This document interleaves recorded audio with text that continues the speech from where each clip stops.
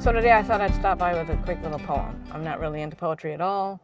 I do like to read, but I don't like poetry to speak of. Edgar Allan Poe's probably as close to poetry as I can get. Anyway, this one is a quick little uplifting kind of make you think kind of poem that you may have heard. Anyway, it's really short, so pay attention. Ready? Okay, here we go. As I hack. Sorry. It says, I watched them tearing a building down, a gang of men in a busy town. With a ho-heave-ho and a husky yell, they swung a beam and a sidewall fell. Said, I asked the foreman, are these men skilled, the kind of men you'd hire if you had to build? He gave me a laugh and said, no, indeed. Just common labor is all I need. I can easily wreck in a day or two what builders have taken a year to do. And I thought to myself as I went on my way, which of these two roles have I tried to play? Am I a builder who works with care, measuring life by rule and square? Am I shaping my deeds by a well-made plan, patiently doing the best I can? Or am I a wrecker who walks the town, content with the labor of tearing down? It was written by a guy named Edgar Guest. And basically the point of it is the wreckers of life are really good at discouraging and depressing and demoralizing and depreciating and destroying good. And then you have the builders who are really good at encouraging and edifying and educating and energizing and elevating the people that they're around. And we all know those kind of people, both kinds. I mean, maybe we've worked with them, maybe we live with them, maybe we are one of them, you know. So think about it. Which one are you? The builder or the wrecker? Where did you learn that behavior? Were you one way and then changed to the other way? How come? What prompted the change? Was it a lifelong thing? Was it a, back in childhood thing? Was it an adult thing?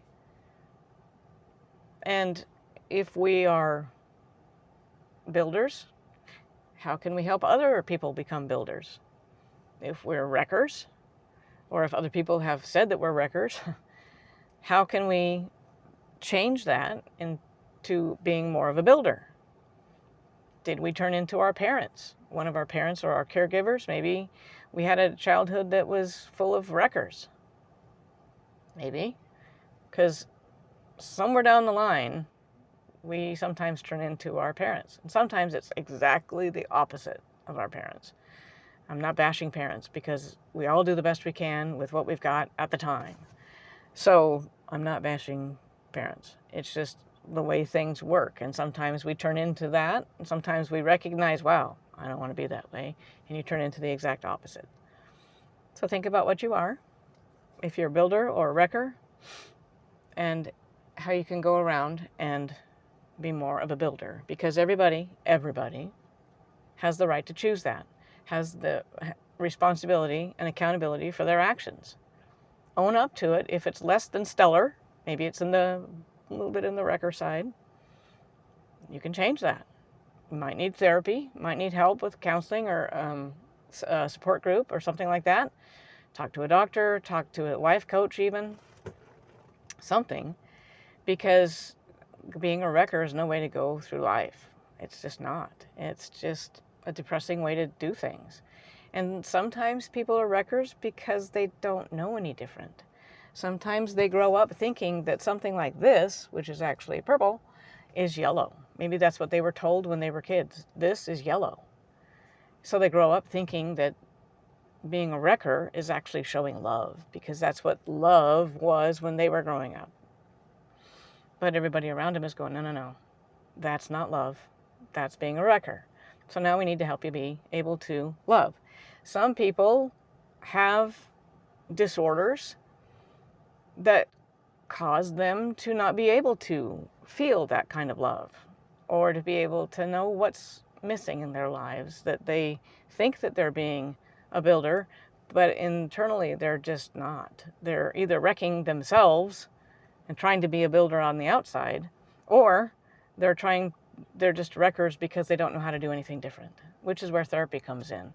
Because there might be something going on, an actual disorder, or just maybe life skills, coping skills that they're not aware of that they can learn. And therapy is not a bad thing. There is no shame in going to therapy, because maybe it's the term therapy. But if you were to go to get some help from somebody else, ask for somebody to help you understand something or to learn something, it's like going to school. Therapists basically help people learn things like life skills, coping skills, relational skills, and things like that they don't teach in school, unless you go to like school for psychology like I did. And so it's basically that. It's basically learning skills. It's not so much like, oh, you're screwed up and you're going to go to therapy because you're a nutball. That's not the case. So if you need help, go. It's as simple as that. It's simple, but it's impossible for some people. I don't need help. I don't need anybody to talk to me about yada yada. Well, whatever. Things can get better, but you have to actually take the steps to make them better. So again, that's neither here nor there at this point. But the builder or the wrecker, think about that. Which one are you, and how can you improve? We all have our bad days. We all have our bad weeks. Even if we are builders, we all have our wrecker weeks and the wrecker days and things like that. And that's totally legit because that happens. But more often than not, what are we? Based on our values that we went through a couple weeks ago. So anyway, that's about it. Thought I'd share that with you.